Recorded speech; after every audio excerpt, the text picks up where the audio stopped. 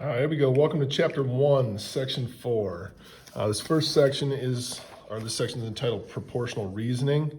It's very important that we first understand what a proportion is, all right? We have two sets of proportions here. A proportion is just saying that you have two equivalent fractions. You guys have probably seen this before. 1/2 is equal to 4/8.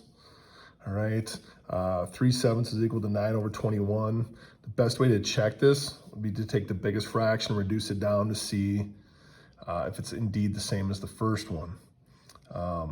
Just basically reducing. When you were probably 5th grade, you're probably given a fraction like 100/200 and told to reduce, things like that.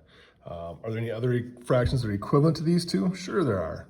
4/8 is also equal to, let's go 10/20. All right. Take a second, see if you can come up with one. There's millions of them. 8/16. All these fractions reduce down to 1/2. Now, what you're going to be doing today in your homework is going to be a solve problem. They're going to give you an equation, but like we're used to, there's not always a number. There's a variable in this case. All right. So it's saying 3/5 is equal to some number over 12.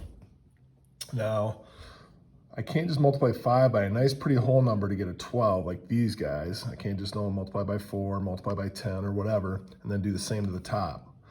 All right, so we learned back probably in 4th grade to solve a proportion by doing what's called cross multiplying. I personally like to take the bottom number on each side and multiply it across to the other side. So over here, I'm going to take 3 times 12 and say, hey, you're still equal to 5 times x. All right. You can move the tops to the bottoms if you wanted to, but this is just what I do. All right. 3 times 12 is 36. 5 times x is 5x. Now we're right back to where we were in chapter 1, section 3. We're going to solve this equation by undoing. All right.